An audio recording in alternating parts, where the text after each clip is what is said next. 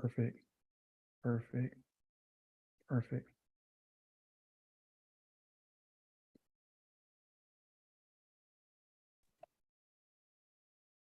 I'm gonna need you guys' help today.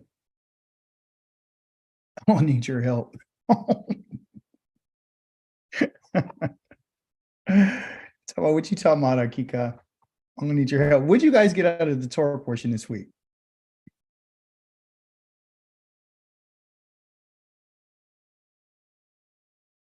Willingness. Oh boy. Yeah. Order. Yeah. Okay. That's it. That's the theme, right? So we went over all these different items and who was called and how it was made and what the dimensions were and the women and the men coming together. Um, Going back to what I talked about early in the teachings about how the women were going to get together, and they did.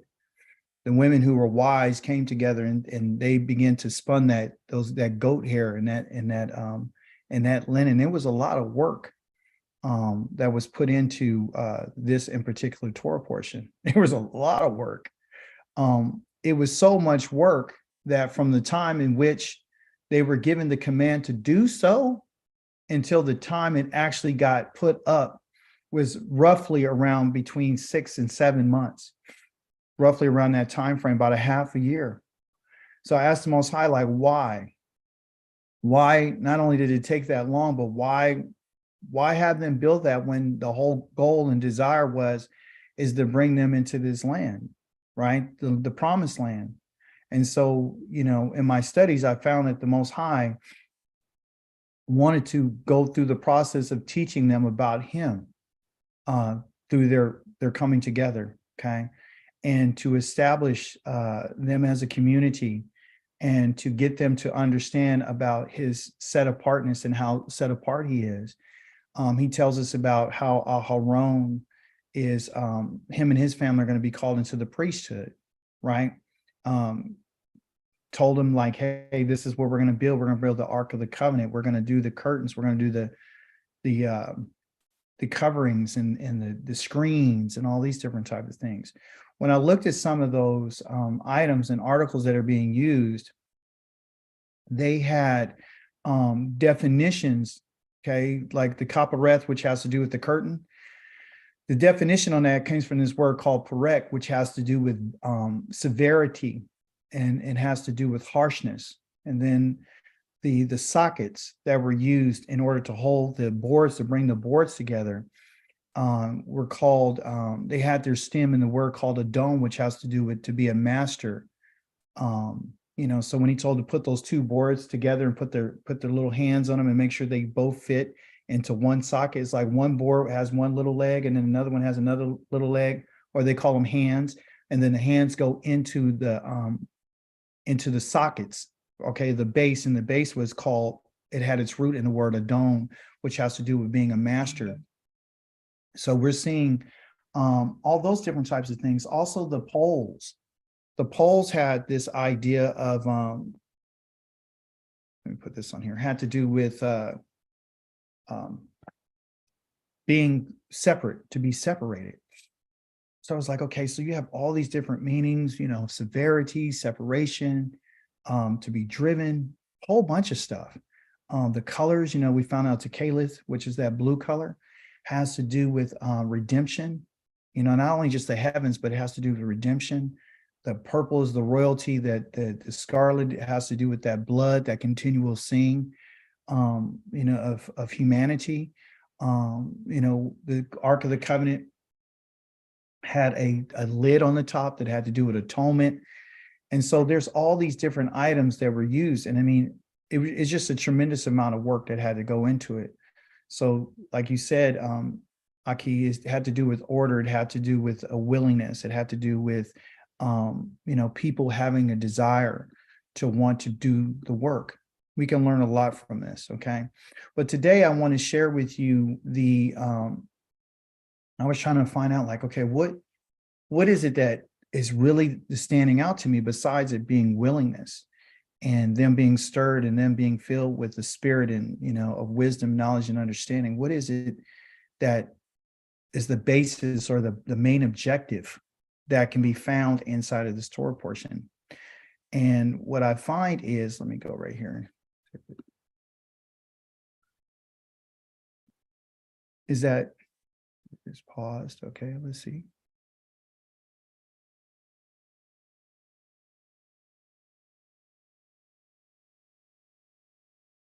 Resume share. Come on.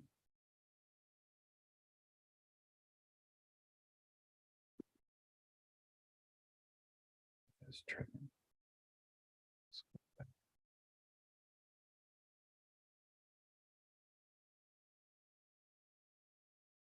Nothing.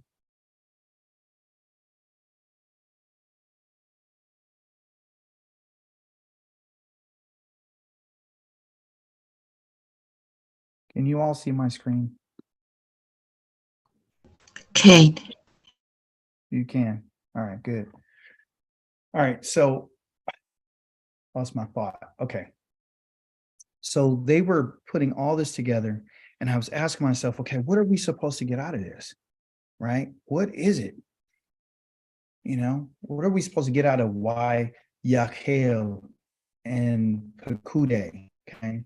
It was like a double of our reading, right? Got it, but first you'll have I mean, from chapter number, everything, all technologies just don't want to work today, huh? What am I supposed to get? What am I supposed to teach? What am I supposed to understand about this? And he gathered, okay, and then Pekude. So we've discussed what this means this week, which is called kahal, okay, and kahal has the idea of gathering, okay, that's what it has to do with gathering, all right. But the root of the word, remember I told you there's parents and there's children. This is a child root. And the reason why we know it's a child root is because it has this letter right here. The actual parents are called kol, okay? And the kol in Hebrew, a Q-O-L, means voice. That's what it means, okay? So this first letter right here has to do with gathering. This one right here is the staff, which is the authority, okay? That the shepherd leads, protects, disciplines, and everything, okay? Which is the word that they use for voice. Moshe is not the one who is actually calling the children of Israel to gather together. It says that he's the one, but he's not. Actually, the one who's calling them to the voice is the Most High, because Moshe even said he gathered the children of Israel so he can tell them all the words that Yahweh has commanded. Okay, so we understand that. Okay. So that's what kahal means. It means to gather to the voice. A shepherd that's gathering his sheep to him in order to tell them what he's going to do, in order to lead them in the direction he wants them to go. Pekude has 3 letters in it, which is this pei. Next one is the kof. And the next one is the dalet. We went over this before. It's called pequod. I got to move quickly today. I got a lot to do. Pequod. And a pequod is an overseer, okay, or to oversee, okay, meaning that I'm going to give an accounting. Chapter number 38 until 40, that's where all these accountings were. It was talking about all the materials that were used, okay, and they used the gold, they had the silver, and they had the bronze, okay? So the gold, the silver, and the, come on, operate, pay attention. The gold, the silver, and the bronze, okay? Guess the pen doesn't want to operate. What I found in the gold was they based it upon a weight called a shekel. What's going on? What's the pen doing? Okay, don't want to operate. So it's, what is going on? Forgive me, guys. I don't know what's going on with this pen. All right, let's see if it works again. Okay, silver, the gold, and the bronze. Okay, So there was based on shekels, is based on weight, right? So the gold, they had 2,193 pounds of gold. They had over 7,544 pounds of silver, and they had 60 pounds of bronze that was used. When I was reading the Torah portion, I thought the silver was not used that much, but now I was found out that there's more silver being used than there was gold. A majority of the gold here was used inside of the actual Mishkan, the tabernacle, the Holy of Holies, where the Most High's Ark of the Covenant was, the menorah. Does anyone know how much the weight of the menorah was? How much gold was used? How many pounds of gold was used in the menorah? 66. Yeah, there was 66 pounds of gold that was used in the menorah. Okay. And it was all handcrafted, and it was just perfect. Okay. Everything was perfect. But anyway, Pekude has to do with this overseeing. And so today we're going to discuss what does all this really mean, okay, out of our Torah portion, besides the measurements, the gold, the materials, and all that we've already gone over, which are the teruma. I found in the Torah portion a significant amount of what they will call hifel, okay, which are causative actions. That's what a hifel is, a causative. Okay, so something is being caused by someone else. Okay, in chapter number 35, I found that it was used 12 times. Chapter number 36, it was used 11 times. Chapter number 37 through 40, zero times. So this has to make sense. Why is it used in 35 and 36, these 33 times? And also, too, there was another one called a hofal. This hifel right here is active. That means that someone is actively making it happen. The hufal, it was used 3 times. Okay. And I'll talk to you a little bit more about that. But anyway, the bottom line is that the first part of this Torah portion, the first 2 chapters, there is a significant amount of causation. Okay. And so the question is why? Why was there so much someone causing someone else to do something? And what I found is that the Most High himself is the one who's responsible for the cause of literally everything. Yahweh is the cause. Okay. However, it said that a person had to have a willingness, like Lucas had brought out, right? Had to bring it. Okay, internet. So there had to be a significant amount of causation for this, even though a person can possess the willingness and the ability, and they might have the resources. But even so, the Most High is the one who's causing them to get involved. He's the one who's doing this. Okay. They might possess, like I said, the mindset. Okay. But without the mindset, what it's saying is that nothing's going to happen without having that type of mindset. Okay. Then I asked a question like, okay, why? And I came to the conclusion yesterday that it's about relationship. This in particular Torah portion is about relationship. All right. It has a lot to do with all the work that had to be done, right? Like we've discussed, there's been a significant amount of work that had to be done. And like I said, it's about 6 to 7 months. So we understand that with the type of work that needed to be done for the Most High is not something that's going to be done overnight. It's going to take some time. Okay. And the reason why he has done this, because go back to my initial question, why? Why, if you're bringing them and you had their desire to go into the land, we found out that they weren't just going to go on an 11-day journey, just go directly into the land. That's not the business.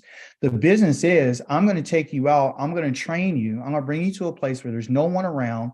And me and you're going to have some training, because Yah's interested in building a relationship with the sons and the daughters of Israel and those who have joined themselves to them. Okay. So all the work, everything that was given, the willingness of the mind, the being stirred up has to do with relationship. Okay. Give me some ideas. I told you today I'm going to need some help. I know I got some mental professionals on here. You tell me, how important is relationship? Anybody? How important is relationship? They're very important. Define. Give me some examples. Well, yeah, I used brothers and sisters to lead a nation to bring us up out of Israel. Mm-hmm. Used the family relationship. Mm-hmm. Mm-hmm. So we have relationship when we talk about family, which we're related by blood, right? We have relationships with friends, which you would call friendships. Okay. We have business relationships. We have sexual relationships. We have relationships with food.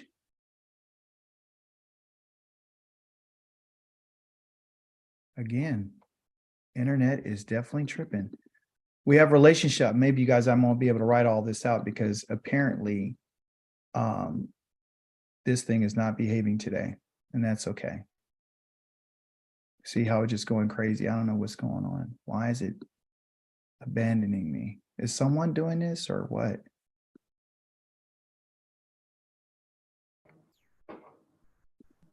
There you go.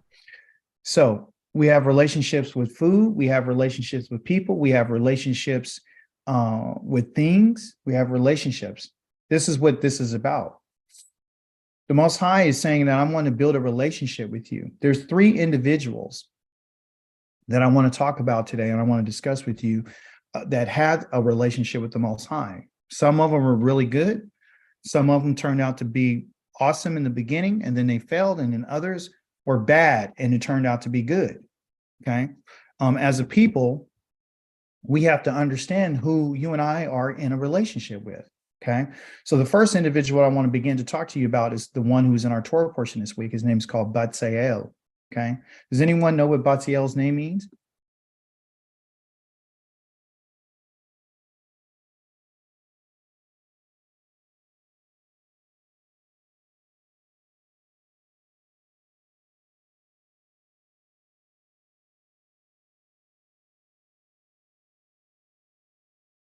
His name means in the shadow of El. That's what his name means. He's literally a shadow of the Most High. Okay.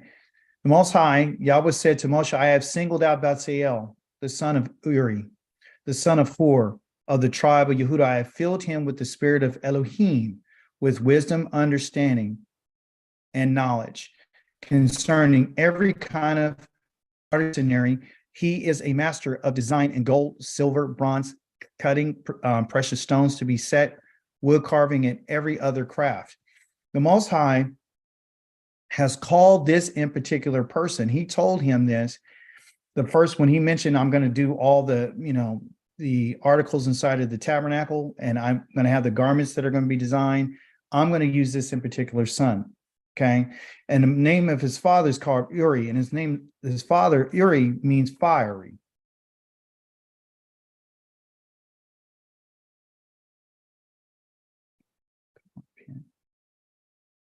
Has to do with fire. Okay. So I'm using him because he's the shadow of me, and I'm going to use him because he's the son of this in particular man called the fire. I'm going to go ahead and I'm going to fill him with the spirit of Elohim. There's been a lot of question about what is Yah's spirit. This is not all of Yah's spirit. Wisdom, knowledge, and understanding is not not everything in the Most High spirit. It's not. The Most High has several different types of spirit. As a matter of fact, he mentioned 7 of them in the book of Isaiah, which I didn't want to put that in here because I don't want to confuse everything. But there's 7 different types of spirits that the Most High has. And what he's doing is he's giving him the ability to understand things, okay, to do this, the wisdom, the knowledge, and understanding. We've gone over wisdom, we've gone over knowledge, and we've gone over understanding before, okay? But in this context, I want to talk about how does all this work with this particular Torah portion, okay? So the wisdom, as you and I had known before, that it has to do with cheese, right? And the process of how cheese is made, which we went over before. But the ultimate idea about wisdom is to be able to distinguish and make separation between things. Just like when you're making cheese, there's a whey, water, and then there's the cheese after it goes through a process, okay? So the separation is the idea of wisdom. So when the Most High gave him the spirit of wisdom, he's given him the idea and the mindset to be able to separate things and to understand what is pure and what's impure, what is perfect and what is imperfect. Okay. You and I are supposed to learn from this. Okay. Because even in the design and in the process of building the Mishkan, you have to be able to make separation and recognize what's before you. Okay. So impurities and imperfections was something that wisdom is supposed to do. So Betziel and Oliav, along with the craftsmen who Yahweh endowed with wisdom and skill necessary to carry out the work needed for the sanctuary, are to do exactly according to everything Yahweh has ordered, which is to command. We're to understand and to learn that in Yah's commandments, the only reason why one is supposed to receive wisdom and knowledge and understanding is in order to carry out everything that Yahweh has ordered, that he has commanded. Okay. When they received the command, okay, the mitzvah that they received was, I want to see who's going to give me the teruma. That's what I want to see. Who's going to give me the teruma? Who's going to give me the offering? The teruma and the willingness came by a command. So the Most High is introducing the children of Israel to his commands. And through his commands, he's letting them know from the beginning, from the offset. Remember, Moshe just got back down. He just destroyed the golden calf. They failed and they almost cut their relationship off with the Most High. Okay. So this is about relationship. That's why I'm looking to see if anybody is willing. If you have a willingness, put your device on mute. Thank you. Does anyone have a willingness? Okay. A willingness to do what I'm saying. Okay. And that starts off with the command. So the Most High is literally the cause of the willingness. If there never became a command from the Most High, listen to me carefully. If there never came a command from the Most High in regards to what he expected, nobody would be doing anything. So the command has to be understood as, let me see.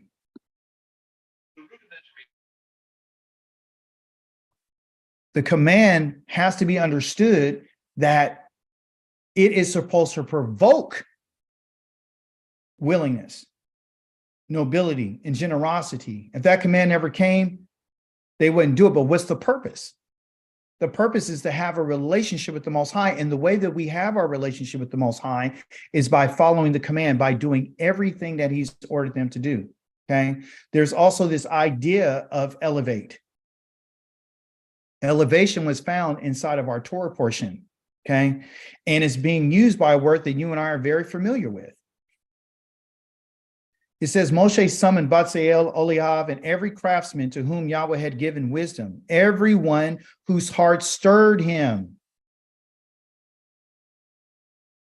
Whose heart stirred him or her to come and take part in the work. That word stirred right there is the word NASA. NASA, again, is not the spacecraft of NASA, but it means to lift up and to carry and to bear. Okay? To bear, to lift up and to carry. So what he's asking is whoever has a mind of elevation. So the spirit of the Most High that he's going to give to the children of Israel, or that in this case he is given to the children of Israel, is to elevate the mind. Is to elevate the mind so they can carry out the work that the Most High asked them to do in order to follow the command. See, so elevation is part of, you have to elevate your mind, because this is not a work that can be done by anybody. This work has to be done by a group of people who all have the same mind, the same type of mindset. Community doesn't work well when everybody's doing what they want to do.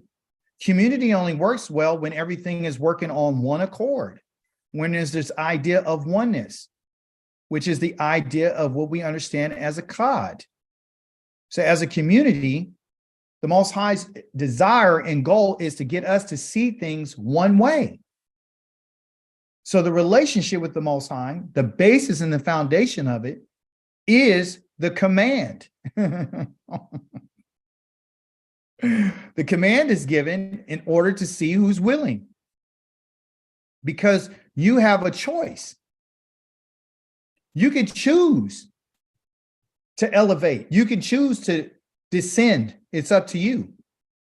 So those, not everybody that was there, not everybody, only the people whom Yahweh had given this wisdom to. Listen to what I'm saying.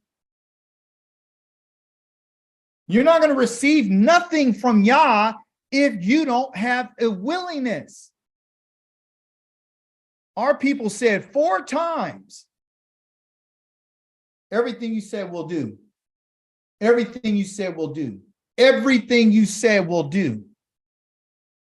You can't be in a relationship with the Most High. Listen, there's all kinds of relationships that we can have with everybody. Ultimately, we want the best relationship we possibly can have. Right? But the relationship with the Most High cannot be on our terms. It's not going to be on our terms. Lo, it will never be on our terms. That's the reason why the Most High said, these are the terms of the covenant. This is what I said. It's going to be on my terms. In order to be in a relationship with the Most High, you have to follow his commandments. But he doesn't want a person to be in a relationship with him who doesn't want to be in the relationship. I don't want you to do no work for me unless you're willing to do it. I don't want to be married to somebody that don't want to be married to me. I want to ask anybody to do anything for me that they don't want to do. I don't know about you, but it's weird. It puts a strain on the relationship. This is what this is about. So one has to elevate their mind in order to be able to tell the difference between purities and that which is pure and that which is impure, that which is perfect and that which is imperfect. To be with the Most High, you have to be able to make a distinction and a separation. This is the reason why he's given the Torah on your diet, because of your relationship with food. That's about a relationship. Him calling these people is about relationship. It's not just about building something. It's about relationship. What's his desire? His desire is to have a relationship. So if you and I are going to be in a relationship with him, we have to have wisdom, separation. If we're going to be in a relationship with him, you and I are going to have knowledge. While he'll put something in front of us, he's looking for visual observation. Based on what you see with your eyes, he's given us our eyes for a reason. I talked about the ears a couple of weeks ago, I believe. They said the Most High given us to weigh things out. He's given us our eyes to be witnesses and to be able to see things, to be able to make a distinction and a separation, to know what's in front of us. In our Torah portion, we found out that there was this idea of excessiveness. There was excessive things that were given. There was excessive gold. There was excessive silver. There was excessive. It's good. Gold is good. Silver is good. Bronze is good. Linen is good. It's all good. But sometimes the good things we can have in excess. The relationship doesn't cause or call for excessiveness. Listen to this. The Most High is not looking for us to give in excess. He's not looking for that.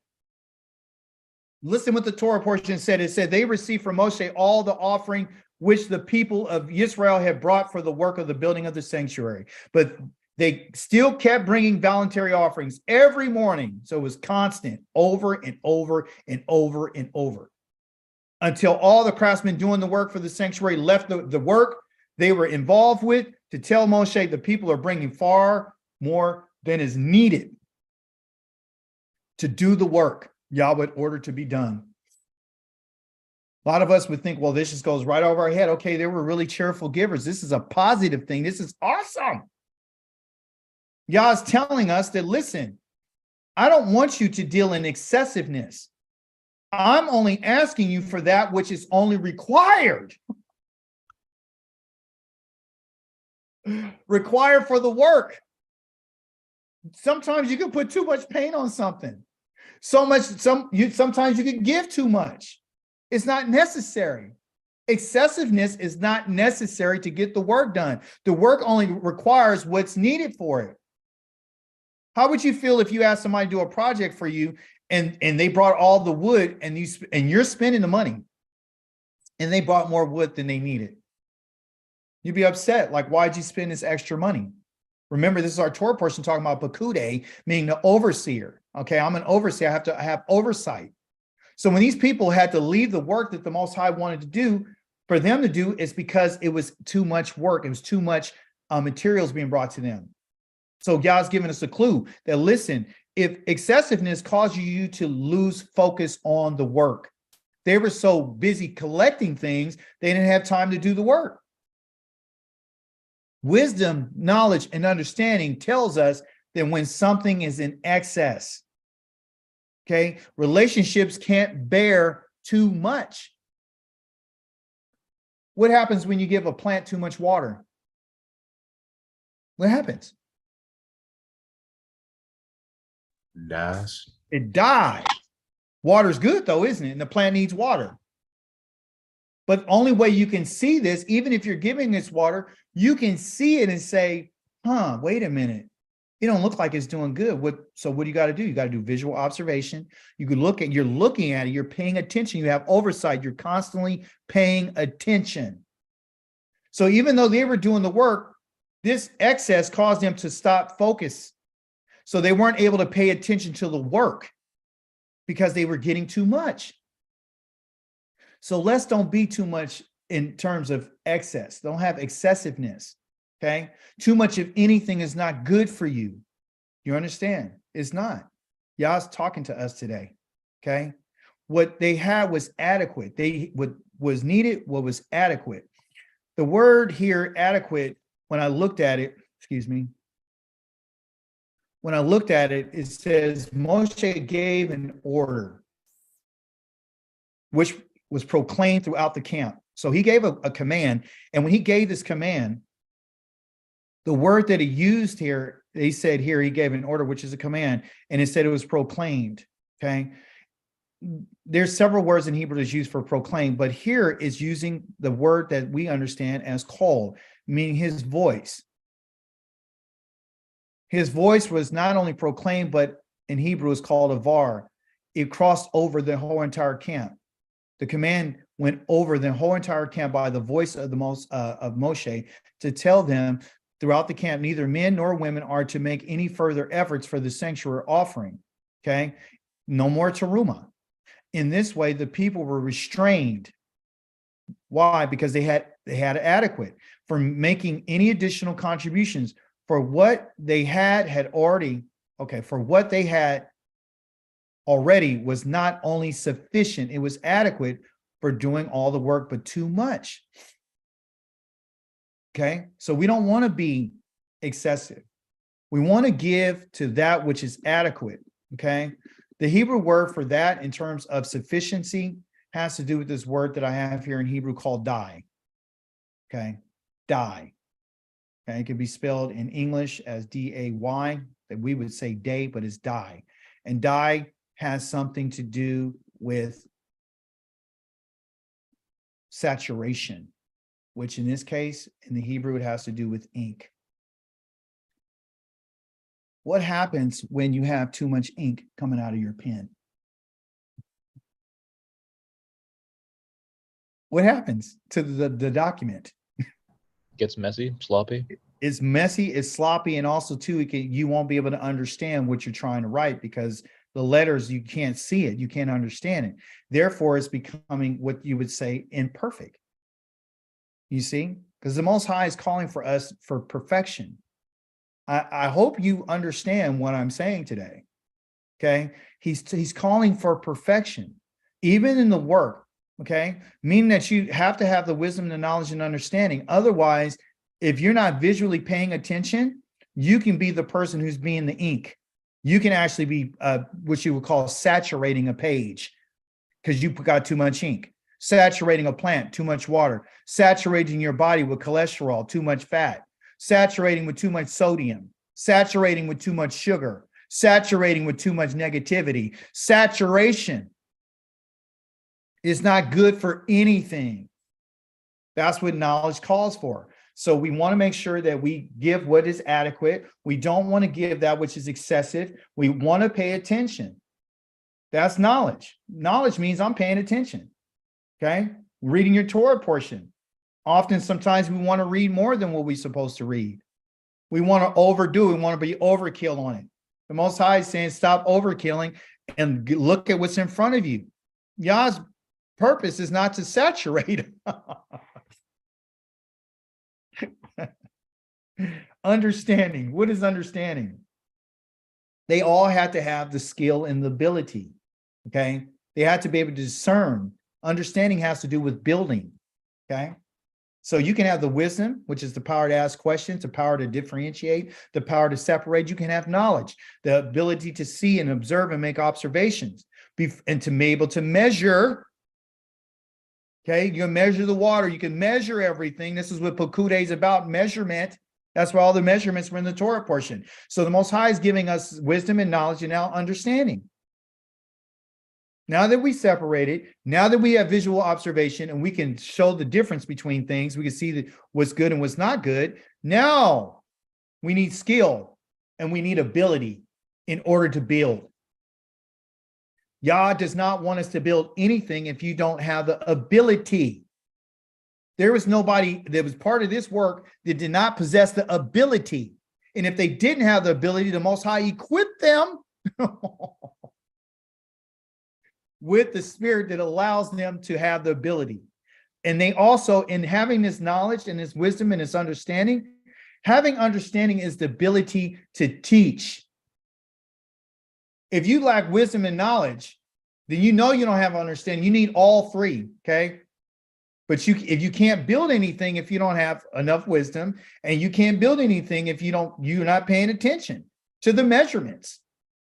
Once you get those two things, now we're able to start building. Now you have ability and you can teach. And that's exactly what the Most High has done. He said he has filled him with the spirit of Elohim, with wisdom and understanding and knowledge concerning every kind of artisanry. He is a master of design. He is a master of gold and silver and bronze, cutting precious stones to be set, wood carving, and every other craft. Yahweh has also given him Oliav, the son of Achisamach of the tribe of Dan, the ability to teach others. Because if they lack these things, wisdom, knowledge, and understanding, these essentials, there's no way that the work can be fulfilled and happen in the way the Most High says. If they lack this, then guess what? The project's done.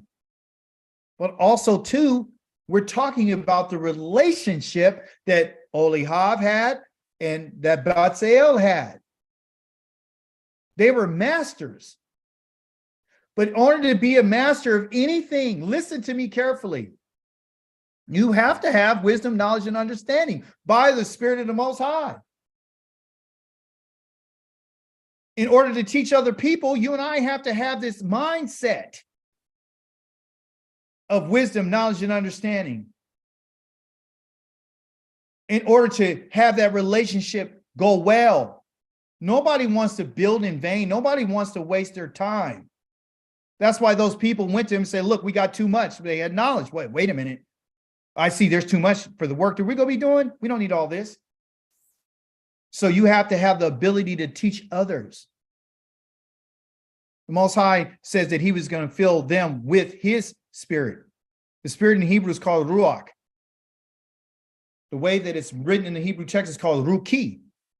Okay, the ruki from the Hebrew word ruach, which is the breath of the Most High, which is the spirit of the Most High, which is the path of the Most High.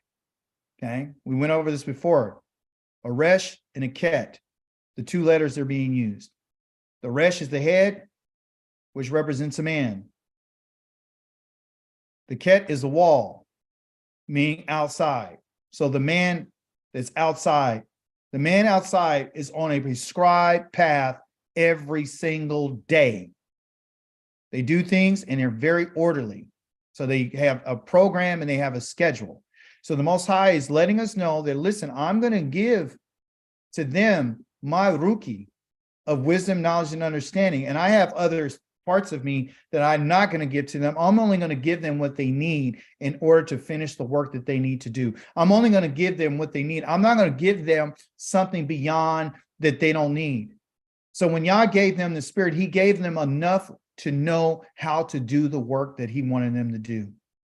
Okay? Not in excess. Listen to this. For I will take you from among the nations. This is the Most High speaking to his people. And I'll gather you with that staff from all the countries and return you to your own soil. Then I will sprinkle clean water on you, and you will be clean, and I will cleanse you from all your uncleanness and from all your idols that are still on you. I will give you a new heart, and I will put a new spirit inside you. I will take the stony heart out of your flesh and give you a heart of flesh, meaning a mind, okay, of pliability. And I will put my spirit, my ruki, inside of you. I'm going to give you what I gave them and cause you to live by my laws, respect my rulings, and obey them. You will live in the land I gave to your ancestors, and you will be my people, and I will be your Elohim. Why is this here? Because the Most High is letting us know, you guys may be a little jealous of me giving Betziel my spirit and putting it inside of him, but I have intention for you. I gave it to him so he can build a mishkan for me to dwell among the children of Israel. I'm going to put it inside of you so I can live with you too, so you can live by my laws. And you can live in your land that I gave you, because then you will be my people and I will be your Elohim, because I'm going to be in your presence. I'm going to be in your presence. Another place which used is in Ezekiel chapter number 37. It has to do with this idea of resurrection. The left-hand side of your corner here, where it talks about resurrection. What's the resurrection? What are you talking about, Dawid? Therefore prophesy. Say to that the Supreme Master says, my people, I will open your graves and make you get up out of your graves. And I will bring you into the land of Yisrael. Then you will know that I am Yahweh when I open up your graves and make you get out of your graves, my people. I will put my spirit in you, my ruki, and you will be alive. Then I will place you in your own land. Then I will place you in your own land, and you will know that I, Yahweh, have spoken, and that I have done it, says Yahweh. So what is the purpose of the Spirit? The purpose of the Spirit is to have us live according to the laws and the statutes and the commandments of the Most High. But also, too, the Spirit is only given to those who are going to be back in their own land. So when the Christians are going around telling you that you have the spirit of the living Elohim inside of you, they're lying to you. You're not living in your own land. You're not living by the laws and the statutes and commandments. You haven't been cleansed from your idolatry. You haven't been cleansed from your impurity. You haven't been cleansed from that which is in the nations. Receiving Yah's spirit is a very special thing. It's very special. It's unlike anything you've ever experienced, but you have to go through a process of purification before you receive it. He says, I'm going to get you out of your graves. Your graves is the nations where you are, my people. You're not clean. Anytime anyone touched the grave, they were unclean. This is the reason why he says in chapter number 36 that I'm going to have to cleanse you. That's your resurrection.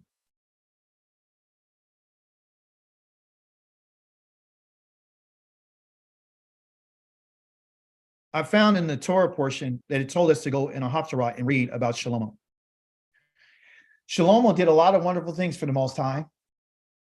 He built an outstanding temple. I mean, it had a spiral staircase. It had 3 floors and it was annexed to it. He had gold. He had, 17-foot cherubims with 17.5-foot wingspans to touch the wall. The whole entire wall was in gold.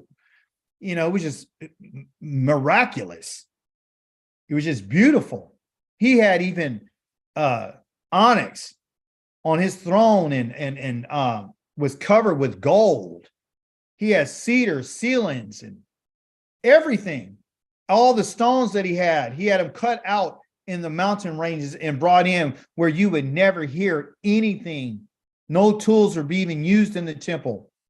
Okay. He had a whole bunch of gold, a whole bunch of bronze, a whole bunch of everything. He built a big old copper laver. It was huge where people could take a bath in it. He had all kinds of stuff. He did a lot of wonderful things for the Most High. Beautiful things. This is the relationship that they had. At Givon, Yahweh appeared to Shlomo in a dream at night. Elohim said, tell me what I should give you. Who would like to have YAH show up in a dream and ask him that? I would, right? So he made a request. His father had died. David's gone. David gives him the throne. Yah puts him on the throne. And Shlomo said in his request, you showed your servant David, my father, much grace.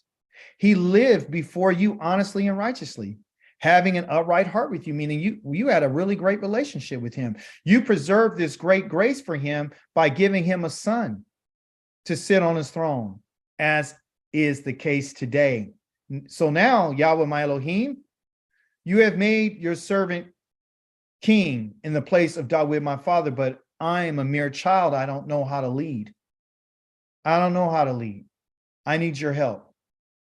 Because I want the same relationship that you have with my father, I want to have it. I know based upon the relationship that you have with my father is the reason why I am where I'm at today. Listen to what he's saying. So the Most High responds with this word here, Yatav. Cut it in half for us right here.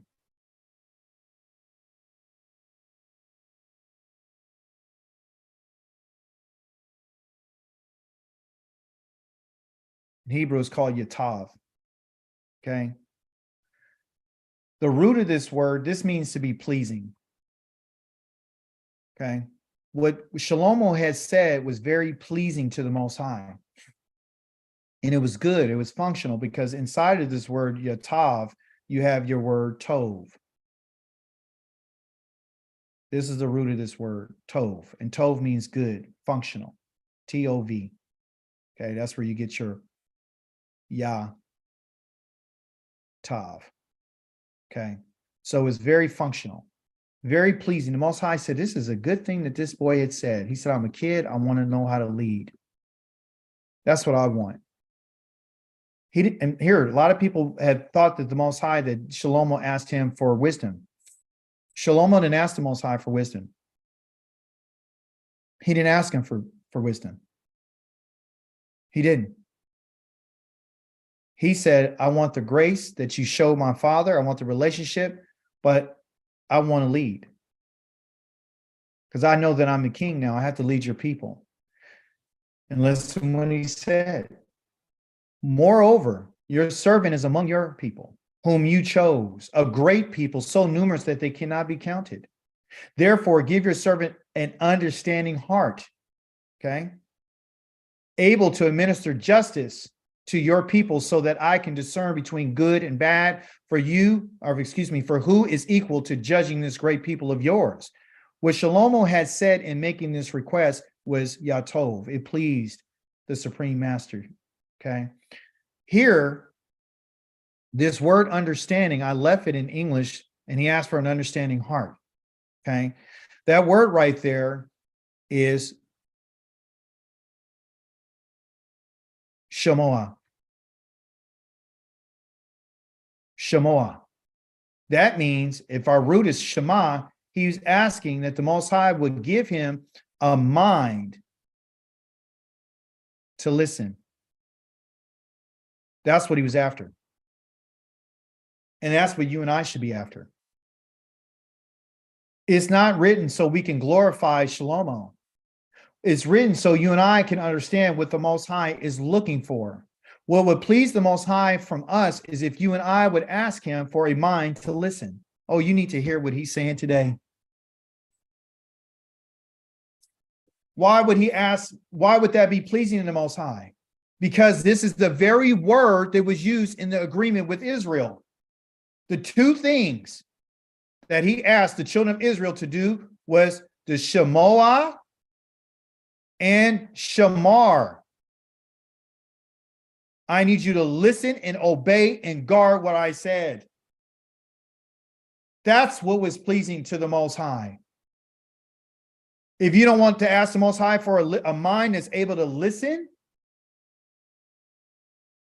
we got a problem. It don't even make sense to try to guard something if you're not listening. You can't have one without the other.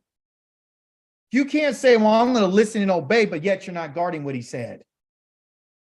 So what the Most High is asking from us is, I want a relationship with you. And if I'm going to show you the grace that I showed to your ancestors, the ones who did do what I said, it was the ones who were Shemoah, the ones who were listening to what I said. So I need an understanding heart. I need a listening mind. Because if I listen to you, then I will be able to administer mishpatim. That word right there is to judge.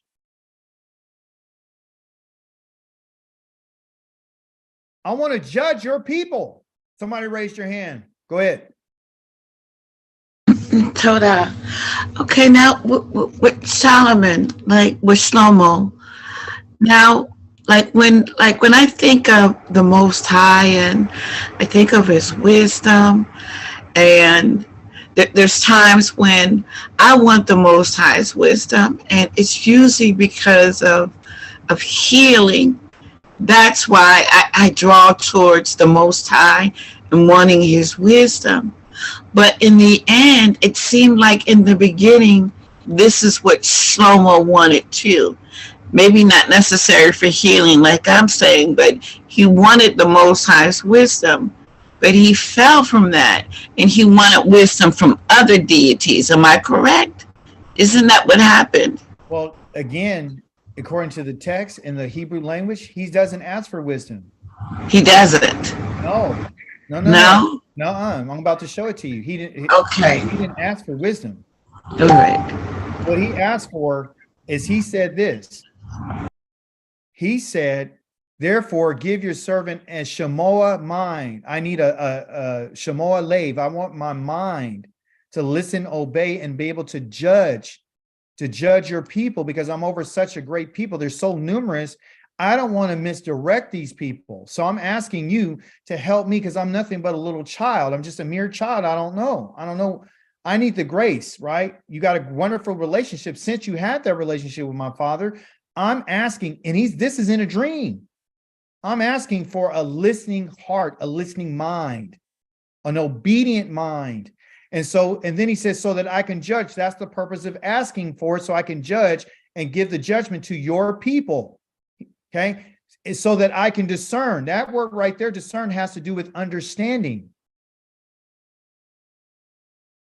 I need to understand. I need understanding the difference between Tov and Ra. He never asked for wisdom. Okay, and we're going to show you that the Most High gives him wisdom. Listen, just like You say, well, why'd you mention Betziel? Because Yah gave him wisdom, knowledge, and understanding. Why is Shlomo we're talking about? Because the Most High gave him wisdom and knowledge and understanding. You understand? So this is the reason why these people are here. And so he's saying, I want to be able to understand how to do this. I want to be able to understand, because if I understand this, a good and evil, we can build the nation the way that it's supposed to be built, because building the nation just doesn't stop. You don't build a nation and just stop. Anything that you build, wisdom would tell you, and observation and knowledge would tell you that there's always going to be continuance of repairs and restoration. So why are we mentioning this? Because relationships take time to build, and relationships take time, and you have to restore that which you've built. Things get old, things wear out.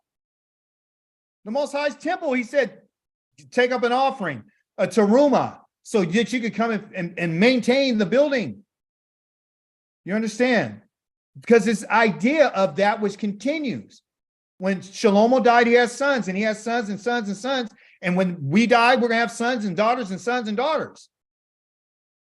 The nation is always moving and always growing. It's never going to stop. They're as numerous as the stars. They can't even be counted. So this person, Shlomo, is an overseer. He's Baquad. He's overseeing the nation. And because I want to give account, I want to make sure that I'm the type of person who can hear and listen and do what you said. Because he understood it. He saw it in his father's life. What Shlomo has said in making this request was Yatav. It was good to the Most High. And the Most High granted this to him. He granted it. Listen what Elohim said. Elohim said to him, in this dream, because you have made this request instead of asking long life or riches for yourself or your enemy's death, but rather ask for yourself understanding to discern justice. Mishpatim, you ask for Shemoah. I am doing what you requested. I'm giving you a wise and understanding heart. Shlomo just wanted a listening heart, and he just wanted to understand. The Most High is the one who added, I'm going to give you wisdom. So you can carry out what I'm saying, because wisdom is the power to ask questions.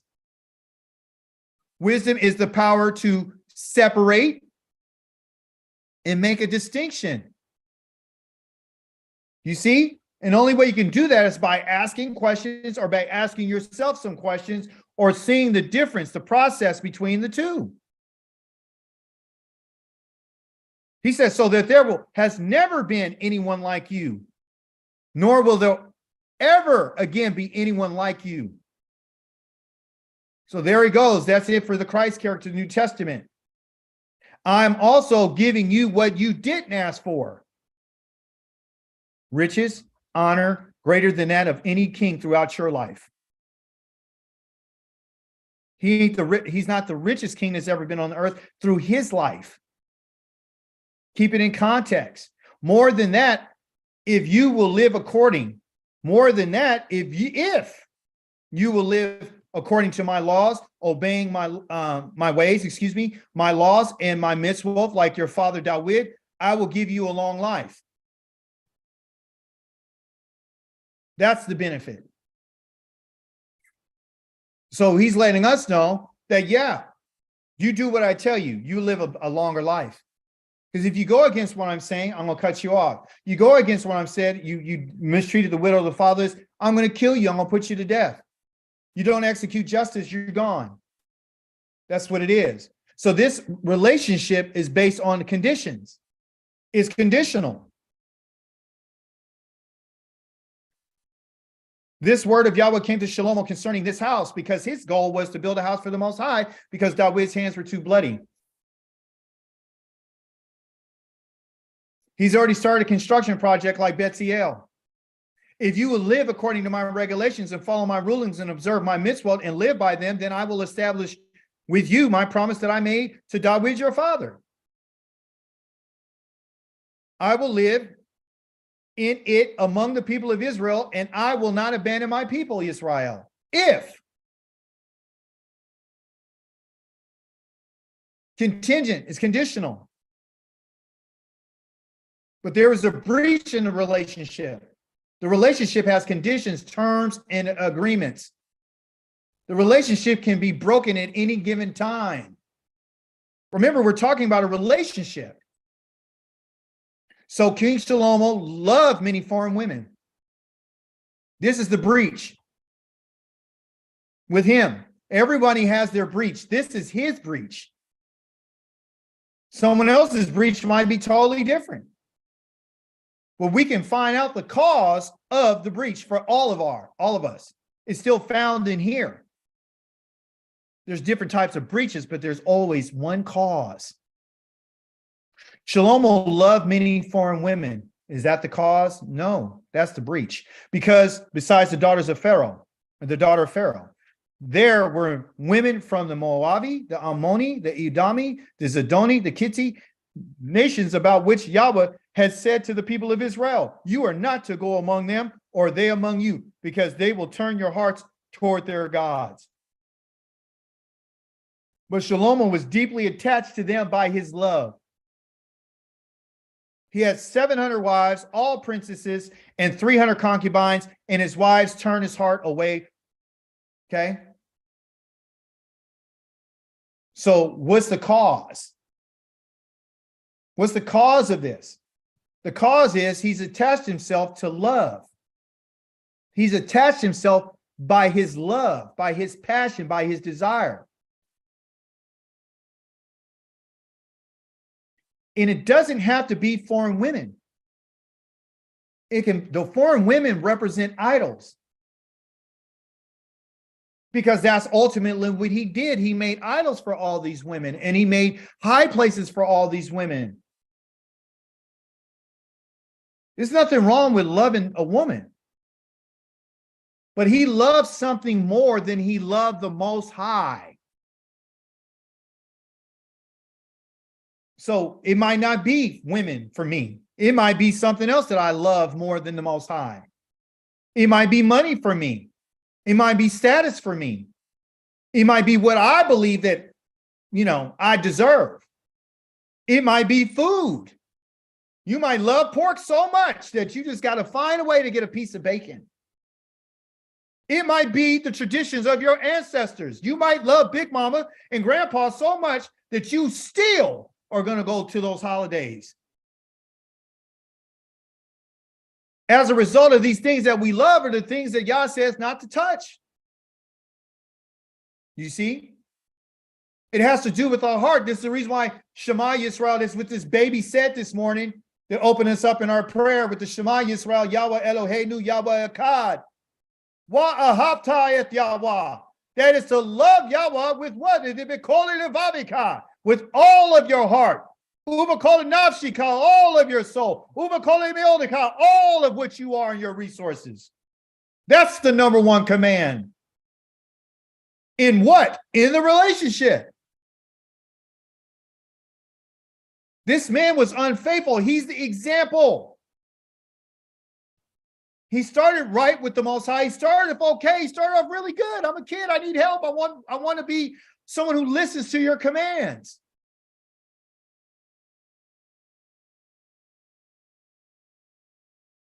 The very thing that he did is what caused the children of Israel to be put out of the land, people.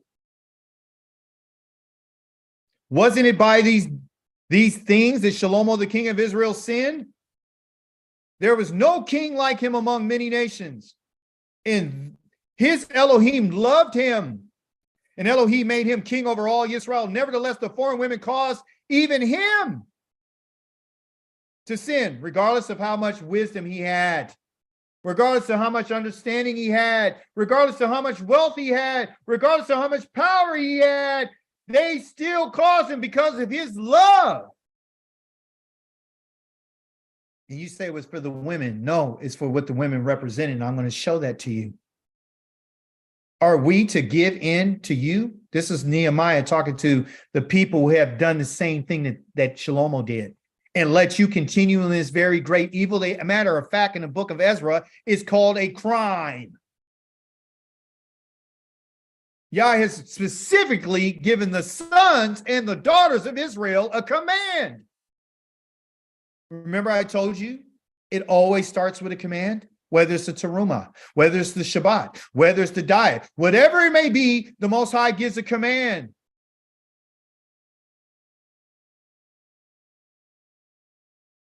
I didn't have enough time to put it on here, but he tore their beards out of their face. He beat these people up when he found out what they were doing.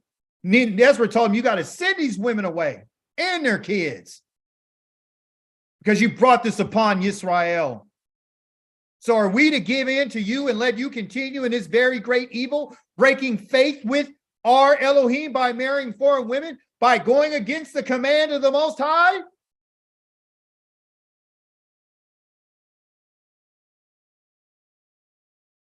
We won't find any comfort in Yah if you and I are going against the Most High. That's why it's written in the book of Nakam, Yah. Nakam means to comfort. Yah comforts. How's the Most High supposed to comfort us while we're in our slavery and we're still doing the same things that our ancestors were doing? We all have been unfaithful to the Most High in one way or another. Otherwise, why did he say in Ezekiel just a few moments ago that, listen, I got to cleanse you from all the idols? So are we any better off than Shlomo? No. We have to remain faithful to the Most High if you're going to be in this relationship.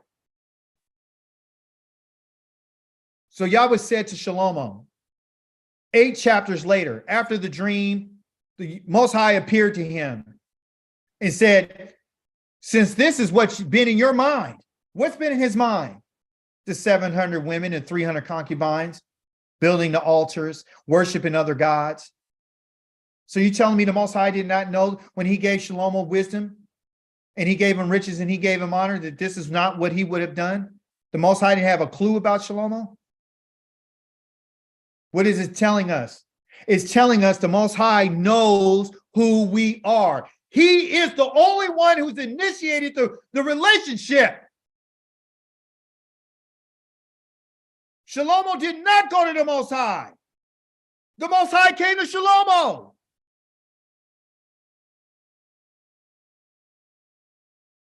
Betziel did not go to the Most High. The Most High went to Betziel. The children of Israel in Egypt did not go to the Most High. The Most High came to them.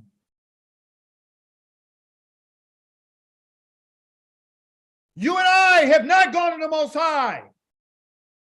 He has come to us and he knows who we are. But he's interested in a relationship.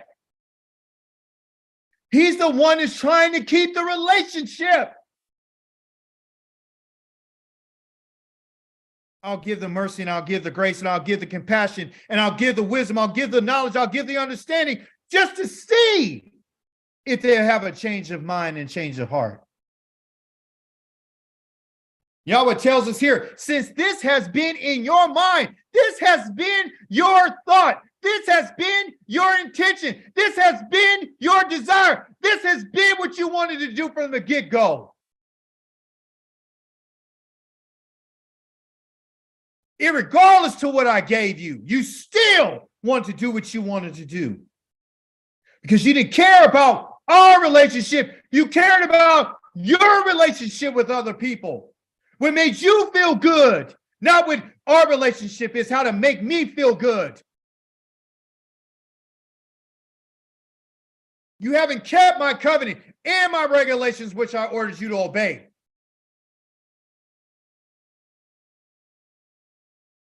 I will tear the kingdom from you and give it to your servant. I named this faithful because Yah is faithful to doing what he said he's going to do. He already warned him in chapter number 8 and 9 that if you do this, If you do not keep my laws, my statutes, my covenant. You worship other idols. I'm telling you right now, I'm ripping the kingdom from you, and I'm taking the children of Israel out the land. Yah is faithful, even when you and I are unfaithful. However, for David, your father's sake, I won't do it while you're alive. But I will tear it away from your son. Even then, I won't tear all the kingdom. I'll give one tribe to your son for the sake of David, my servant, and for the sake of Yerushalayim, which I have chosen. And this is a man who the Most High loved. How do you know? Is his name Shlomo? No. His name is called Yedidyah. That's his name. His mother named him Shlomo.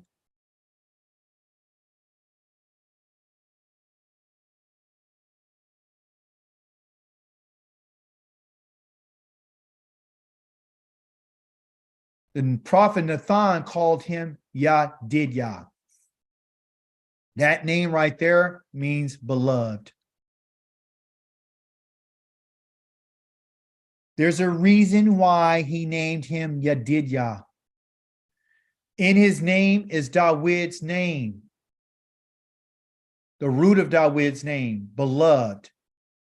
The Most High ensured, because the Most High knew that Shlomo was going to turn on him.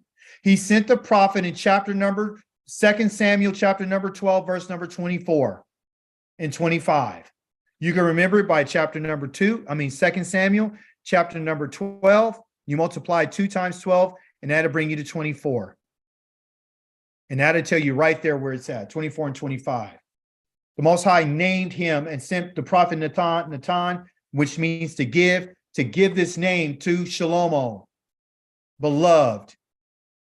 The Most High was thinking about David, because David did what the Most High said. And you and I can learn from our ancestors.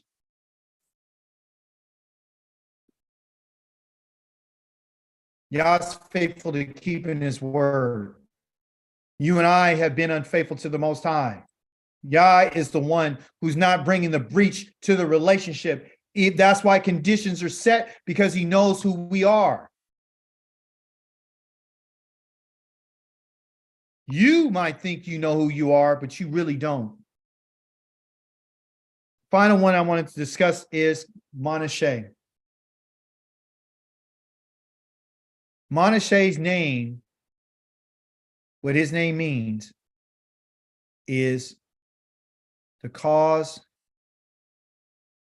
I'm trying to do better, you guys, on writing, but the pen just doesn't want to operate. Cause to forget.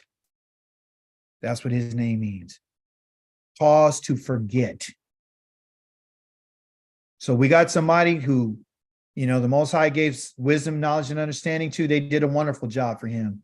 We got somebody the Most High gave wisdom, knowledge, and understanding to, who started off well and ended up turning their back on the Most High. Now we got somebody the Most High said can cause to forget. His name is Manasseh. Manasseh was 12 years old when he began to reign. He ruled for 55 years. He's the longest reigning king in Yehuda, in Yerushalayim, out of that tribe. He did what was evil, Ra, from Yahweh's perspective, following the disgusting practices of the nations whom Yahweh had expelled ahead of the people of Israel. So there's the Yevusi, the Kiti, the Ka'anini, the Imri, the Yevusi, the Kiwi, all of them. Everything that Yah says, kill all these people because their practices are disgusting, he was doing, and he did worse. Okay?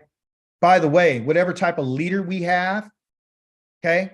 So listen, let's just roll the tape right quick before we continue.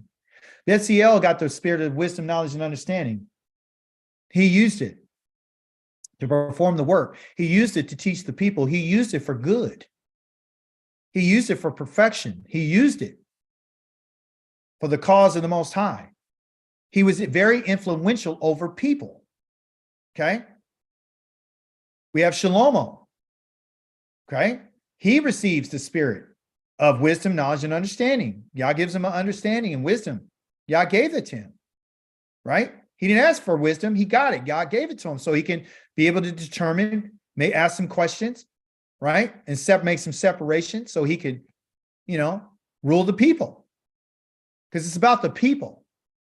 So the individuals that are receiving this knowledge, wisdom, and understanding are involved with people. If you have a bad leader, the people are going to follow the leader. You understand? You got a husband who's a leader and he does what's evil from Yahweh's perspective, more than likely,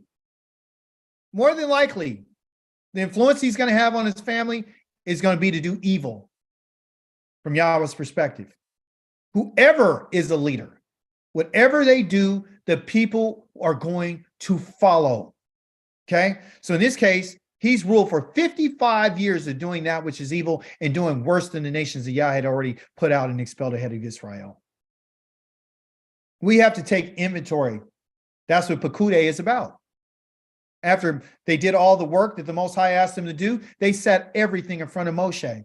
And he had to go through and examine and to make sure that everything was the way that Yah has specified it according to the commandment that he showed to him. It had to be exact. There's no purpose of having the spirit of wisdom, knowledge, and understanding, and you won't perform what the Most High wants you to do. There's no reason for you to receive any wisdom, knowledge, and understanding if you're not going to keep the commandment.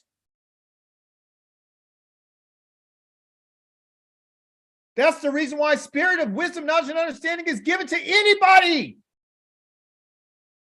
It's to keep the commandment. Yah gives us what we need to keep the commandment. Let's do some inventory. This is what this man did. Same process. Shlomo built the temple for the Most High. He did everything the Most High did. Betziel built a Mishkan for the Most High. This man built altars, several altars. Not just Yahweh's altars, because those altars are already built by Shlomo. He built his own altars. He did human sacrifice. Not only were they doing sacrifice to Yah, but he did human sacrifice. He killed his own kids and sacrificed them to other gods and had the people doing the same identical thing. Remember? He's done worse than the people that were there. He practiced divination that you and I find in the book of Deuteronomy that is prohibited. We see in the Mishpatim of the Most High, whoever practiced sorcery shall be put to death. He's getting in contact with the dead and the spirits. He's actually having images carved.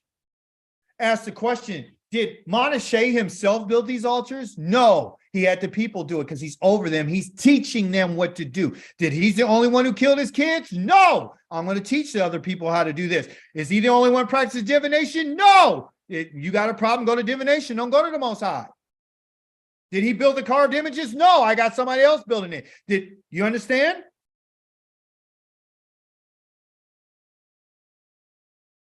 We need to understand that there's consistency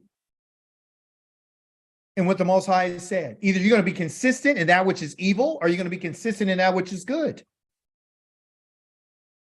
If you're evil, you're evil. If you're good, you're good. He set the carved image. He made an image, everyone, of an idol. And he had it made in the house of Yah, of Elohim, concerning which Elohim had told David and Shlomo his son, in this house and in Yerushalayim, which I have chosen out of all my tribes of Israel, all the tribes of Israel, I will put my name forever in this house in Yerushalayim. I chose this tribe. So here's someone in the family of David, okay, great-great-great-grandson, okay, doing this. This guy makes an image of an idol and has it made and has it put inside of the temple. I will not remove, listen what the Most High said, Also, I will not remove the feet of Israel from the land I assigned to your ancestors, if only they will take heed and obey every command I have given them. That is, all the Torah, laws and rulings that came through Moshe. Is conditional. In order for the relationship to continue, everyone, we have to be consistent in our delivery of doing what the Most High says. The Most High is consistently telling us over and over again, if they take heed to Shema and obey every order that I've given them, that is all the Torah, all the laws and the rulings that came through Moshe. He hasn't deviated one thing, not one time. He told Shlomo the same thing. He told David the same thing. He told everybody the same thing. He told Moshe. He told Aaron. He told Abihu. He told Nadab. He told all of us. He's been consistent in this relationship, trying to maintain it. When we don't do what the Most High says, there is going to be what you call an erosion. There's going to be a gradual breaking down of the relationship. It may not appear off the surface because listen to what I'm going to tell you. This is hundreds of years after Shlomo. Hundreds. This ain't 15 years, 20. This is all the way down the road. The Most High told Shlomo, okay, in the 480 year that the children of Israel left out of Mitzrayim, he says, listen, if you do what I'm telling you, I'll let my name be here and I'll keep everybody in it and keep them in the land. Shlomo didn't care about nobody but himself, people. Go read chapter number 9 for yourselves in the book of 1 Kings.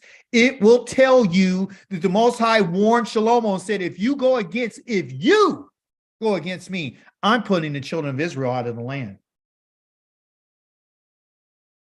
He tells us right here, I will also not remove the feet of Israel from the land I assigned to your ancestors, if only they will take heed to obey every order I have given them. You see? So everyone's going against what the Most High has said. He's the one trying to keep the relationship, but there's erosion. So over all this time, you wonder why you're in exile? It's because of our leaders. It's because this is what they taught the people. It's because they didn't want to honor the laws, the statutes, and the commandments. You wonder why the things in your life is not going to work out well? And why things are eroding? Well, it's because it doesn't all happen in one time. It was several hundred years after the Most High gave this warning that they saw Jerusalem burned down, and he was part of it. Manasseh caused Yehuda and the people of Yerushalayim to go astray. He led them with a shepherd's staff so that they did even worse things than the nations whom Yahweh destroyed ahead of the people of Israel. Yahweh spoke to Manasseh and to his people, but they paid no attention. Because his name means cause to forget. What did he forget? He forgot to pay attention. He forgot the laws, the statutes, and the commandments. And if he forgot, his people forgot.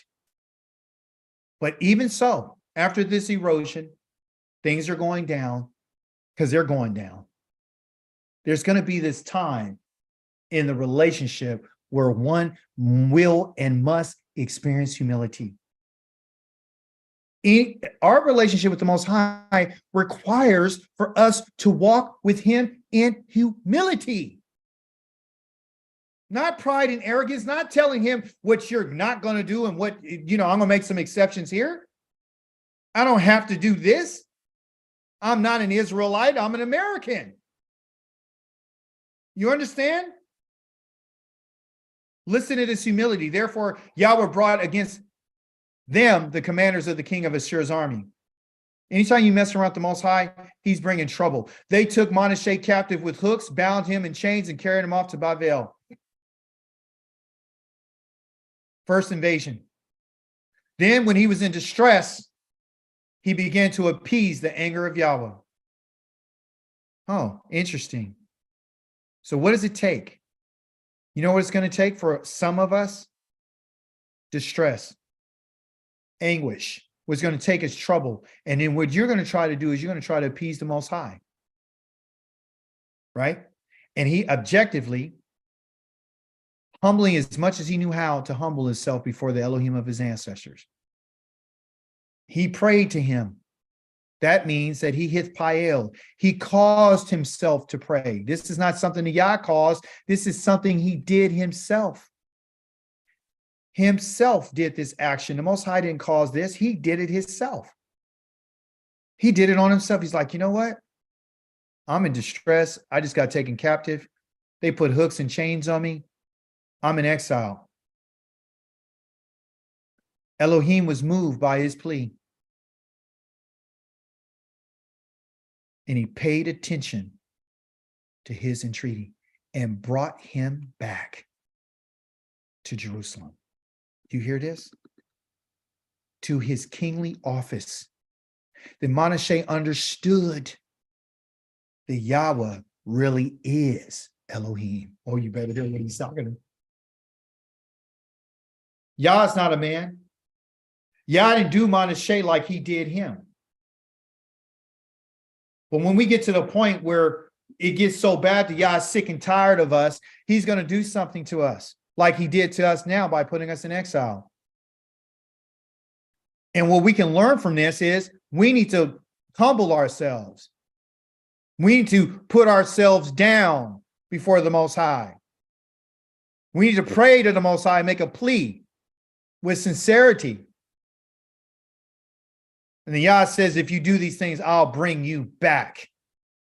I'll cause you to come back. He caused him to come back. It wasn't a miracle. He caused him to come back. And then at that moment, Manasseh understood. And that understood right there is called Binah. Binah means to understand is, would you get your spirit of understanding? Remember, understanding is? Understanding means now it's time for me to build. So because you lack wisdom and you lack understanding or knowledge, you don't keep the command. See, you're a fool if you don't keep the commandments of the Most High. You can't be wise and a fool at the same time. You can't be insane at the same time. You can't be an apple and an orange at the same time. You're either one or the other. Knowledge would give you observation, and you need to look in your life and find out, who am I? And what am I? And what am I doing? What am I contributing to this relationship? Finally, he understood that it's time that I understand now that the Most High, Yahweh, is really Elohim. Those idols that I was serving didn't do me any good. So now the relationship was broken and it was breached. Now we're finding you forgot. Now we're finding that now it's time to rebuild. We can learn from this. While he's in his exile, the Most High brings him back and says, now, let's see what you're going to do. And guess what he does? He's beginning to rebuild the relationship. He has an opportunity that Shlomo did not take advantage of.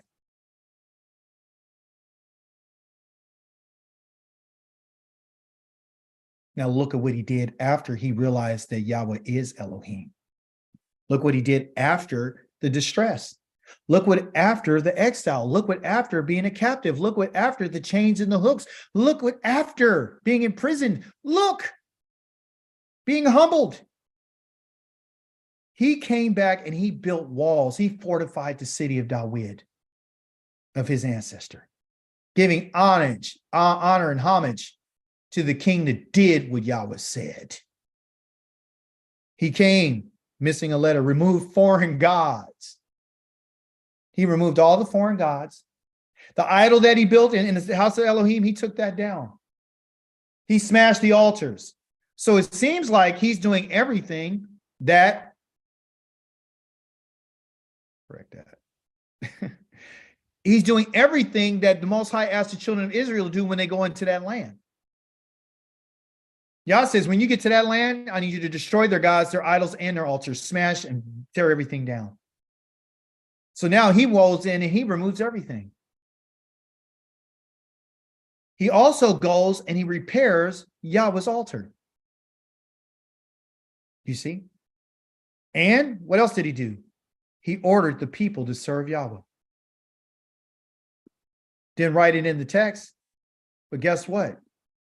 As much as he did, do you know the people still kept serving other gods? And as a result of this and this type of behavior, as much as he did to rebuild and restore and rebuild his relationship, Yah still destroyed Jerusalem. His son is called Yashayahu, and Yashayahu he ordered the priests to collect the offering. I think we read this before, and they said they found a scroll of Yahweh inside of the temple. When he found it, he cried out to the Most High. Most High said, you know, I saw your tears. I saw everything that you did, but guess what? I'm still destroying Jerusalem. Why? Because of what Manasseh did. Because Manasseh spilled innocent blood. Most High said, I'm not going to forgive that. So even though Manasseh did what he did, there's still consequences there, even though that erosion happened and he's trying to do what's right. And the Most High understood and he brought him back. It still didn't change the Most High's mind about what he was going to do, because the Most High is consistent.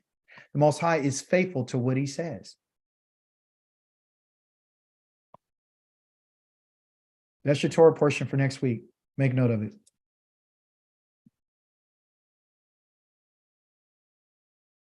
I hope everyone can understand today that you and I are in a relationship with the King of the universe.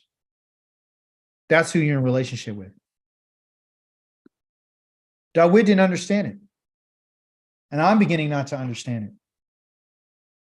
Because when I look at your heavens and the work of your fingers and the moon and the stars that you set in place, the question is, what are mere mortals that you would concern yourself with them, humans, that watch over them with such care? You're an overseer over them with such care. You provide us with light. You provide us with food. You provide us with everything. You're the initiator and you're asking for us to respond. And it seems like we don't want to do what you say. After everything we experience and we see, we're literally a walking ecosystem with rivers of blood, rivers going through our body, through our veins, our channels. We have the experience of being a windstorm anytime we want to be. When we breathe, we inhale and exhale. We're inhaling and exhaling breath as if air is going past in the world, in the earth.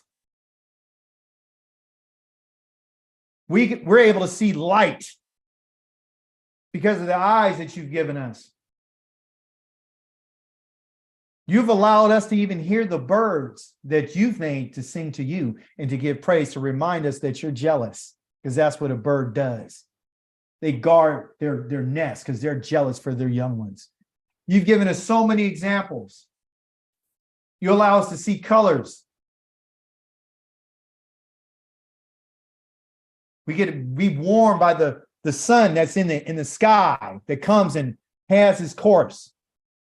And you give light in the evening and allows us to see the beauty of the stars, to remind us that we are in covenant with you. But who are we that you should watch over people that don't really want to be in a relationship with you? Why would Yah even take the time to oversee somebody? Why is it such a difficult thing to follow what he says? Why is it so difficult to accept that pork is unclean? Why is it so difficult that he says you can't marry these type of people? When has it ever become so difficult that he says that these are my laws and statutes and commandments and I need you to teach them to your children? What is so difficult about restraining and refraining your hand from work on the day that he said, I set apart? What is so difficult about keeping our mouth closed when it comes to calling on the names of other Elohim? Why is it so difficult for children to do what their parents say? What is in us that makes us so unfaithful to our spouses? Why can't we just want to do that which is right? We cannot accept the Torah and understand that it's the light and its instructions to teach us how our Creator told us how to live. Everything that's happening right now is happening because He made it happen. I cause the good, I cause the evil, I cause the light, I cause the darkness, I cause the healing, I cause the sickness, I cause it all.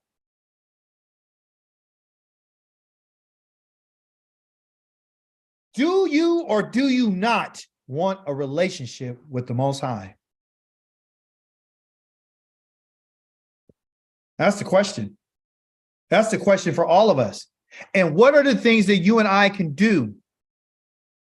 What can we do to better the relationship? I'm not talking about, how you and your family. I'm talking about you as an individual. Because these are the questions I'm asking myself. What can I do to make this a better relationship? It is a relationship. It could be a relationship of consequence. The relationship can be strained. But what can I do to bring it back? What can I do to maintain it? Am I consistent? Am I faithful?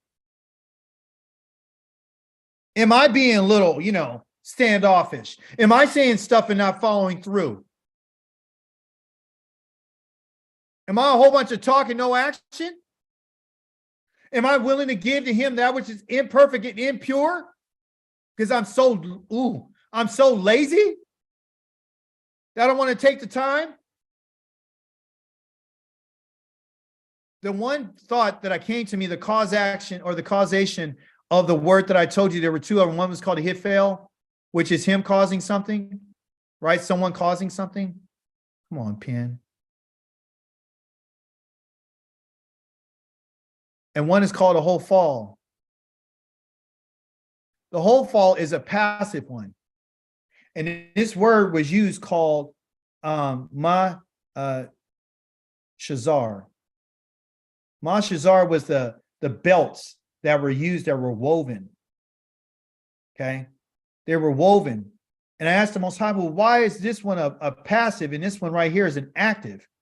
Because they actively is causing this to happen. This one has happened. Right? Or was caused to happen. And I thought about it. I said, okay, well, when you're putting something that's woven, you can't start weaving anything without understanding how to weave it. It ain't just something you haphazardly do. That means that you have to know exactly how and what the pattern is going to be. The mashazar, this complexity of thought. So why am I mentioning this? I'm mentioning this for this point is that sometimes before you do anything, it takes time to think about what you're doing. Some things just can happen because they organically happen, but there's some things that we need to do and really take our time in Mashazar and to get a thought, an artistic thought of your thoughts, put a plan together, just stop trying to give y'all just the useless things. We want to give him all of our problems and tell him all of our problems and all of our distresses and all the wants and desires. But what about what he wants? What does he want out of the relationship? You don't think he wants anything? You don't think he has feelings? He does. He tells us that he's heartbroken. He said his heart was broken. What? You got a heart? Yes. I got a mind. Why do you think you got emotion? You think you got the emotion for someone who doesn't have emotion? You don't think I know what that is? I gave that to you. It's of me. I gave it to you so you can relate to me. You understand? So what are you going to do to make the relationship better? What are you going to give? What are you willing to give? How generous are you with your time and your resources? Huh? What are your thoughts? The greatest resource you have is your time. That's the greatest resource you have. Something very valuable. You can't get that back. You can't. Your mind is very powerful. Use your thoughts. That's my words of encouragement to you today. I also want to tell you that, let's see here.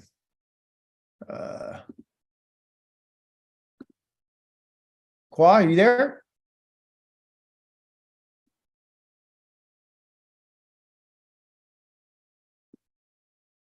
All right. I know it's a lot to take in. I know we weren't anticipating getting that from this in particular Torah portion, YAH and Pekude. Take inventory. Understand that the Most High wants a relationship. And he's the one that has been pressing upon us. He's the one who's been keeping us. He's the one who's been reaching out to us. He's been the one who's been calling us. He's done it all.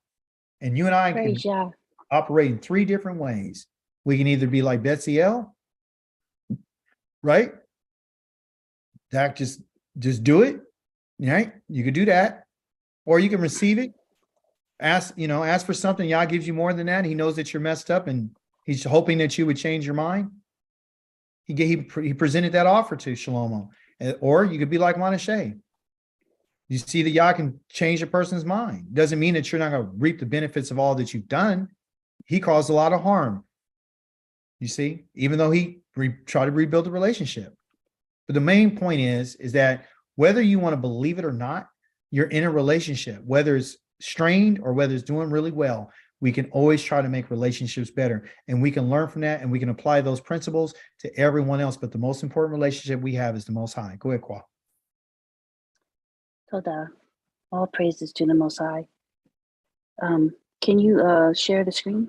Yeah, it's already there. Okay.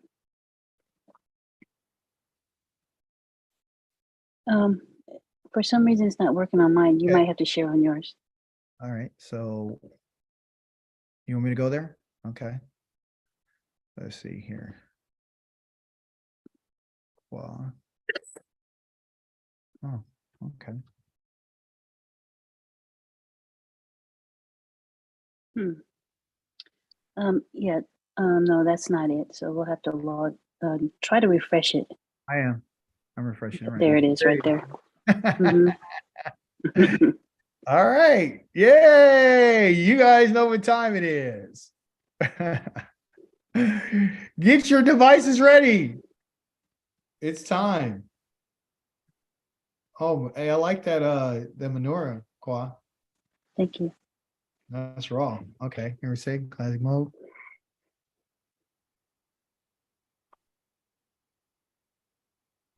Pink.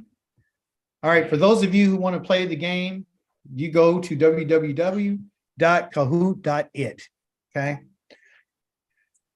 There's our let me turn this music on. There's Lucas is back on it. Okay, got a contestant. We got Lucas. You put the code in. You can choose your avatar. Some of our questions will be a true or false. Some of our questions will be just questions. It'll be, yeah. And then some more questions. Yeah. Anyone who'd like to participate, you can. Okay. It's all in fun. Hopefully you got some time. Some of these are going to be 10 seconds. Some are going to be 20 seconds. Some might be 30 seconds. So yeah, this is a great thing. What we use this for is a tool. Oh, look at Kavika. She changed it. So yeah. What's up, Gail? So yeah, it's fun. It's all in fun. We can have up to 10 players, so we'll give everyone opportunity. We're not trying to treat you like children, so don't think that we just think this is fun. I think it's cool. It's a great tool to have. Look at her.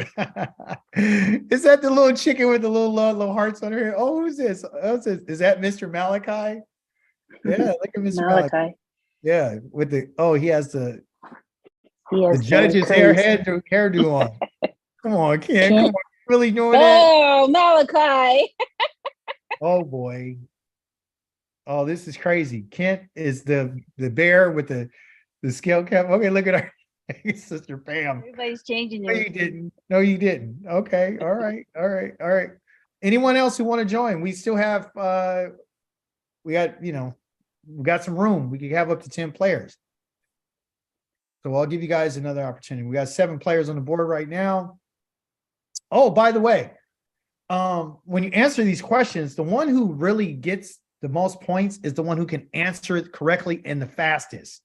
Yes, so try to do it as fast as you can. Try to do it as based fast on your as possible points. that you can. Okay. Right. I think we're ready. All right. Everybody's ready. Okay. Oh, We got. no, I'm Oh, sorry. yes. Oh, no. Look, I'm Okay, gonna go back to the church days. All right. Is there anyone else who wants to come up to the altar? Is there anyone else who wants to be saved? Come on right now. Don't hold back. Get up here right now. Is anybody else? Is there another? You see anybody over there in the Rift The Quad? doors of the church. The doors are of the closing. church are open. Please come No, they're right closing now. now. If you don't come today, you might go to hell. Hey, listen. Okay, we're ready. All right, you guys, we're ready. So remember, ready, set, go. Answer it on your phone too.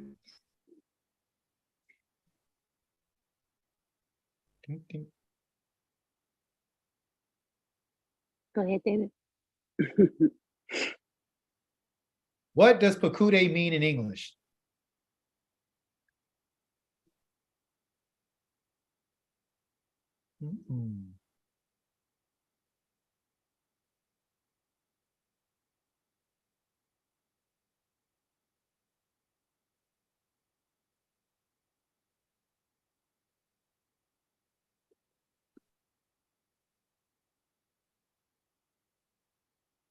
Okay. All right. Somebody trying to get Malachi. All right. Here's the next one. What price did each male have to pay after being numbered or counted?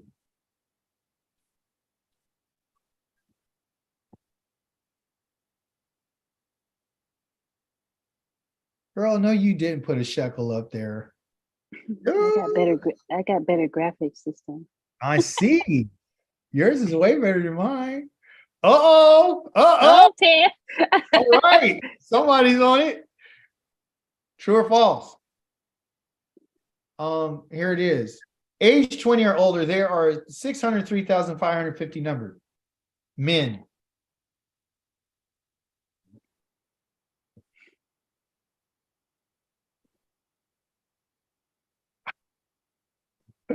Okay. Okay. Uh-oh. Come on, Lucas. Where's my boy Yared at? I don't even know how to answer these questions. Fucking everything. Before entering the tabernacle, Moshe and Aharon washed their hands and feet in what? That's a crazy one. Gil, you look on your phone and you got to push it on your phone. Oh, I'm looking at the computer. Oh, it won't do it on the computer. I think you got to be, All right. you got to be on the phone or a Next tablet. one. Yeah. Yeah, that's okay. I got something for you guys. All right, Dr. Ured is trying to make his way back up. We got to having a look at the Ured into the Kaviga. Going down. During the day, what guided the Israelites from one place to the next? She did not put that up there. Oh, somebody, okay. Oh, somebody, famine at 4133, Lucas in 3586, and Kavika just as a pass up, Dr. Yared. Where is Malachi? He's somewhere out there. In which book did you knock we can find this week's Haftarah? Girl, you be going hard. But we did kind of tell everybody. The book of Revelation, please. Oh, geez, girl. Oh boy, somebody's hit hard today. All right, here it is. This is crazy. During which feast did King Shlomo assemble the Israelites in this week's Haftarah?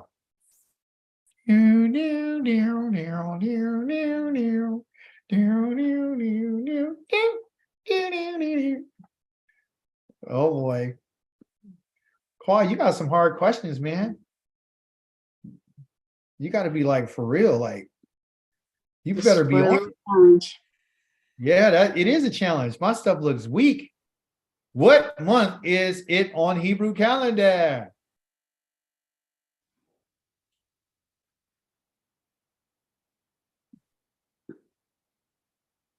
This girl, make it hard for everybody. Crazy. All right. Was that the max? What guided them at night?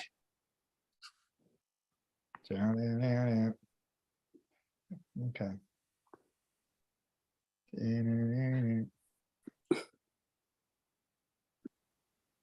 Uh-oh. Lucas. Lucas is trying to come up. This is was a double puzzle. points, people. Name the first 4 books of the Torah in order. Dang, Qua. That's easy. I understand, but I It's a love puzzle it. though. It's fun. I know. I know. That's the puzzle. Yeah. Does anyone know how to do the puzzle? We only got one answer. You got 36 You seconds. got to put them in order. Put them in order. Do you move it with your finger or what? Yes. Oh, you got to move it with your finger Yes. on your phone. Move them around Move them around like blocks. like little blocks. There you Okay, go. here we You got- go. You got 20 seconds. Yeah, you got 19 seconds. Oh my goodness. Oh my goodness. It's coming. It's almost there. Oh, Deaconess, get it. We got 5 answers. We got 3 other people that ain't even got it. You got 5 seconds. Pastor, we need help. Come on. Oh, all right. There you go. There Ooh, you go. all right. Okay. All right. Man. Oh, it's all right. Malachi is back in the race. Kent Oh. is coming up. Okay, there you go. Kavika is past Sister Pam. Another puzzle, double points. Oh my goodness. How girl? Uh-oh. Name Leah's first 4 sons in order. You know how to make it happen. I'd like to ask the audience. Come on now. That's messed up, Qua. Look at the baby. I know. Is that Leah? I wonder if she got it. Her locks look pretty decent. They're all right. She need to freshen them up. She just had a baby. Oh, okay. Yeah. Okay. I don't know. Yeah, I can see that. Yeah. Oh, look at the baby. Oh, come on, y'all. All right. 7, 6, 5, 4, 3, 2, and 1.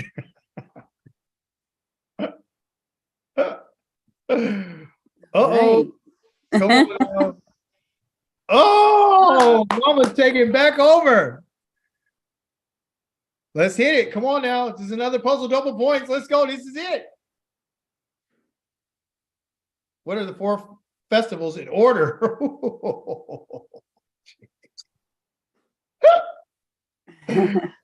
Oh, girl, you got to be kidding me. I would never thought about this question. McKenna came up with that one. I can't. Are you take kidding credit. me? Little Yeah. Kitty Bear did? Oh. Yeah. Is it first fruits? Because it's first. No, I don't know. Is it unleavened bread? What's the combination? No trip. You guys are gonna have we're doing really good. We're doing well. Anyone else? Okay. All right. Praise Yah. Great job. Okay. All right. So then, third place. Oh, Oh, Malachi. oh, Kavita. All Kavita. right. Who's this? Pam. Sister Pam. Oh, It's got to be, right? oh my goodness. Yeah. Runner up is Kent. Kent's runner up. Lucas, Runners you're up. number 5. Did you see the runners up? I forgot to Yeah, see I those. don't know, man. Can I have any input on the questions? Do you guys think they're too hard, or would you like them? Because I can ramp them up. No, that's it. Got to that keep us on our toes. We gotta, Okay, gotta all find right. it, period. Some of the pictures kind of give away the answer, though. Maybe. I know. I'll do better. But I just love the graphics. That's all. Okay, so here's the difficult questions. During which feast did King Shlomo assemble the Israelites in this week's Haftarah? That was a tough one. The answer is Chag Sukkot. Wow. I probably would have missed that too, Kwa. Mhm. Wow. All right, 22%. What does Pekude mean? But can I comment on that for a minute? Yeah, absolutely. So when you have people, when they keep the feast of dedication, they try to use the what Shalomo did, but we know that the Chag Sukkot is nowhere close to December. So when people try to associate the feast of dedication with the dedication of the temple, they do that. So That's a great point. That's a really good point. What she's talking about is they call it Hanukkah. They're trying to call the time of dedication, and they're usually using that. So the first dedication of the temple, they're trying to use Hanukkah for Shlomo's dedication, which is not. He didn't dedicate. The Chanukah, the proper name is Chanukah, but they call it Hanukkah. Chanukah is actually the dedication of that third temple that they did, or that all, when they put an altar, they built an altar, and that was during the time of the Maccabees. Okay. mhm. The second question is, what does Pekude mean in English? Pekude, again, has to do with not collecting, okay, not gathering, but counting, okay, counting, numbering, accounting. That's what it has to do with, because it's an overseer, okay. So once everything is gathered, everything is collected, then he begins to count. He's not the one who's gathering. He's the one who's doing the overseeing, okay. What month is it on the Hebrew calendar? Okay. And what it is what is this month? And a lot of people got that correct. Some didn't. Some put Nisan and Adar. We go by what the Hebrew calls it. Nisan and Adar are Babylonian names. Evol is a Babylonian name. Okay. Yeah. The proper Hebrew name for the first month is Aviv. That's pronounced as Aviv, but it's really Abib, a alphabet, a yod and a bet. So it's Aviv in pronunciation. Okay. We have a question. See? Go to Shabbat. Go to Shabbat Shalom family. Okay, gotta go. Okay, no worries, Koti. No worries, Gil. All right, and then we have here, which was the other difficult question. What price did each male have to pay after being numbered, okay, or being counted? And it is a half of shekel, which the actual picture here was a kind of a giveaway. If you can read it, it says shekel right underneath it. It has a, you see it, it has a shin, a quav, and a lamed right here. Okay. So shekel, a half, a shekel. Okay. Isn't it where they said rich men couldn't give more or poor men couldn't give Yeah, they less? can't give It any just- more. Yeah, Isn't absolutely. that beautiful? Yeah. Everyone was equal. Yeah, absolutely. And Yeah. it wasn't too pricey even for the poor. So I thought that was beautiful. Cool. All right. All right, let's see here. Imagine if we had a tabernacle where everyone gave a half of a shekel or whatever the equivalent of that is today. We would be able to have the things that we're supposed to have in the services. Let me get an approval. Do you guys want to spend another 5 minutes doing another one that I made up just for fun? Sure. All right, cool. Let's get it. So mine is not as nice as hers, okay, but they are a little different and it's a whole nother deal. Akika, I'm trying to type and I can't type. I don't know what's going on. I'm trying to type and it won't work. I'm just trying to say beautiful lesson, Akika and Rivka. Thank you so much. I do have to go. Shabbat Shalom. And thank you so much for the beautiful lesson. Shabbat Shalom. Hallelujah. Thank you so much. Shabbat Shalom. Okay. Thank you so much. Toda. All right, you guys. So here's your pin. Put your PIN number in for your phone. This is the last one. It's not going to take long. My questions are not as I don't think they're as tough as hers. I just think they're fun though.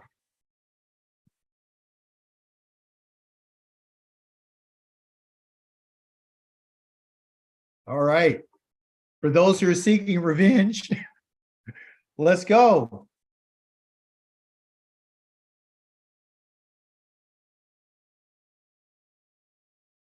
Yes.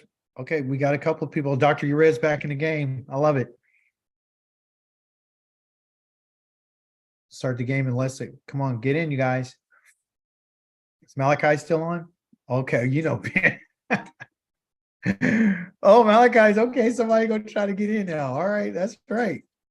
All right, so listen, guys, on your phones, that's where you want to answer this on, okay? I didn't have all the double points and all that kind of stuff, okay? Come on, Kale, are you serious? I'll use a cheeseburger with that hairdo. All right, okay, a cat. Okay. Hey, ask McKenna, she wants to get in. Look at Kent. Are you ready? Quad, why aren't you on here?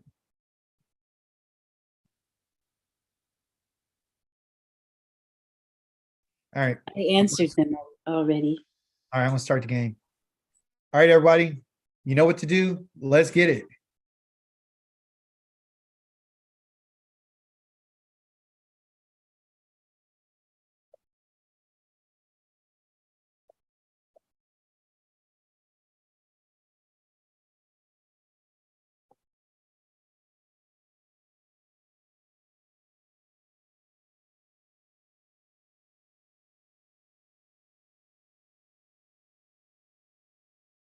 You gotta read fast.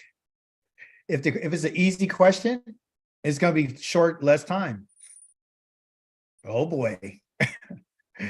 Look who's true or false.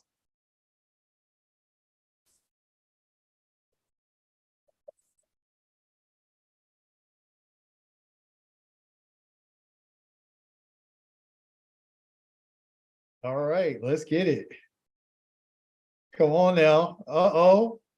Woo, Malachi barely hold on. Get him, Dr. Ured. Call means what?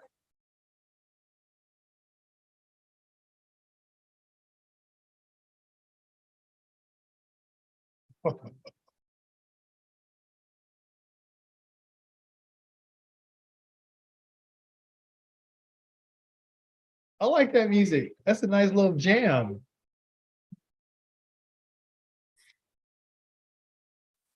Okay, come on, Lucas. Come on, Kent. Where's my ladies at? Go ahead, sisters, get them. Kill it, Malachi.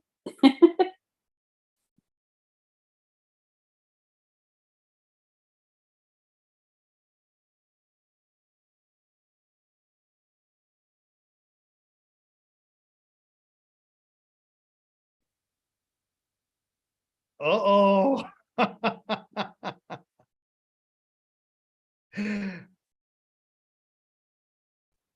Which three metals were used in the Mishkan?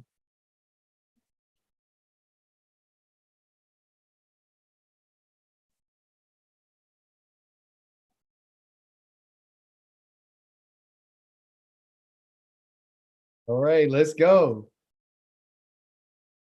Oh boy. It's a race.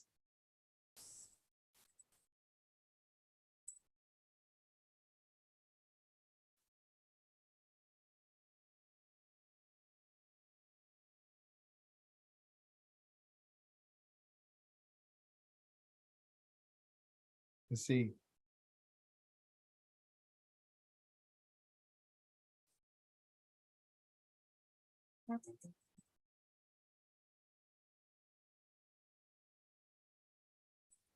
Uh-oh, look, it's coming up. Malachi lost his way. Oh no, Kel's killing. Get him, Kel. Quad, me, you never even talked about this. And look at the picture we both chose. I know, we picked the same picture. And had a deeper listen, was even attached to the same thing in a sense, different. It's asked differently. That's crazy. Yeah. What? Lucas is killing it. You better get it.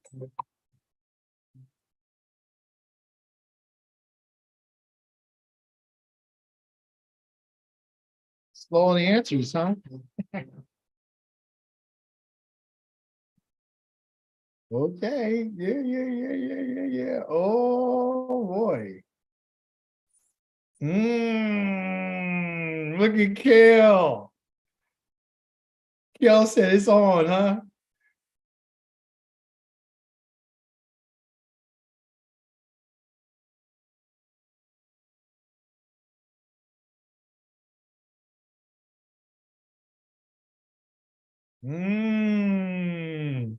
Where you at, Malachi?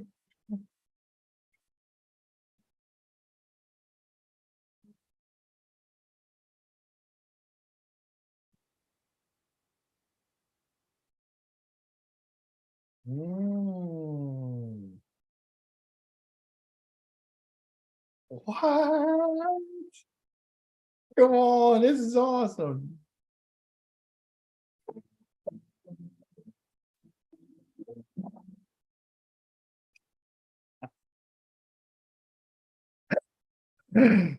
Let's see who we got.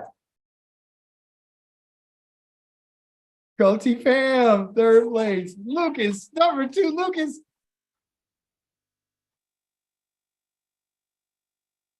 Jared! Runner up first place is Kel. Malachi fifth. Malachi, come on. Woo! Yeah. Dr. Red, I didn't even know. Look at you. Then you got Well, that guy praise Yah. like that. That's crazy. Hallelujah. Good job, everybody. Great job. Great job. That's fun. All right. So listen. No one got this one right. This is crazy. What metal was used for the incense altar?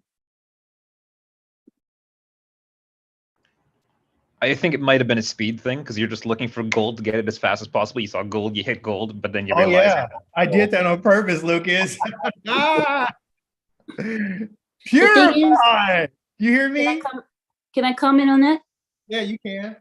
The altar for the incense is right at the veil, isn't it? Isn't that the veil at the beginning? Yes, right there at the veil, and it's made of purified gold. Right in front of the Holy of Holies. So it's like that's the prayer. You know, that's where it is. Right at the right. Yeah, purified gold. That's why it's purified. Yeah. See, I knew everybody gonna go gold. You know, see they see it go, right. But you better be on it. You better, you know what I'm saying? So the incense that were on it were our prayers. Yes. Yeah. Sweet prayers. Praise Yah. Okay, listen, we had the next one was tough. They said to name the tribe of Betziel. 12% got it correct. All right. So he's not from Lewi. He's not from that tribe. He's not from Dan. He is from Yehudah. Now I want you to remember this because it has to do with kingship. Okay. Kingship. Most High is a king. And he said, I'm going to set my temple in that tribe. In that family, I chose that family. I chose the city, their territory. I chose that family for the king. I chose that family for that rulership. The Leviim are the Kohanim, right? And so they're all over the place. They're not only in Jerusalem, but they're also in all throughout all the territories. Okay. Ephraim, some people picked up Ephraim. I can see why. He's one of the, he's the leader, he's the firstborn. He was adopted into the family as being the firstborn, and he's from Yahushua is from that tribe. And the other 10 tribes are a greater part of that. Okay. So yeah, good job. And then here, Kahal, which we went over. The picture should tell you is to gather to the staff. Okay. Gather to the people is not it, is gather to the staff, because that first letter, which is a kof, is to gather, and the last part is the lamed, which is the staff. So to gather to the staff. Okay. To gather to the staff is the shepherd who's calling to the sheep. So if you can notice in that picture, the sheep are coming to the shepherd. The shepherd would call them. It's by his voice.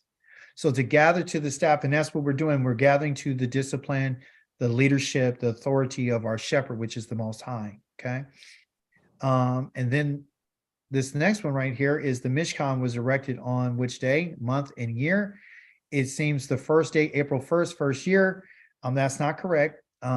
They actually, when they came out of Mizraim, they came out on the month of Aviv. I put it in the Hebrew name because I want you to understand that the month of April is not Aviv. Neither is March. Those are not his names. Those are names of gods. The second one, which is the 10th day of Aviv, which is the third year, that is incorrect. That is the 10th day of, that is when they asked the children of Israel, or the Most High commanded the children of Israel through Moshe to go collect a lamb or a goat on the 10th day, and it has to stay within their home for 3 days, and they have to stall it out, meaning they can't feed it, they can't do any of those things. They have to let it, to cleanse itself out through no eating and no drinking. So for 3 days, it has to stay within their home because it, that's what the Most High required. So they would stay with them until the 14th day. And then we have someone no one answered that, the first Sunday resurrection 2,000 years ago, which is pretty funny. The answer is Yom Rishon, which is Yom Rishon is the first day, okay, of the first month, which is Aviv, in the second year. That's when the Mishkan was erected.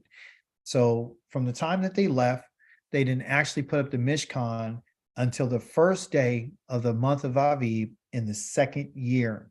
So they spent literally almost, they're about 2 weeks shy of 14 days, or actually 13 days, or 13 days shy of when they got delivered, or when the Pesach happened.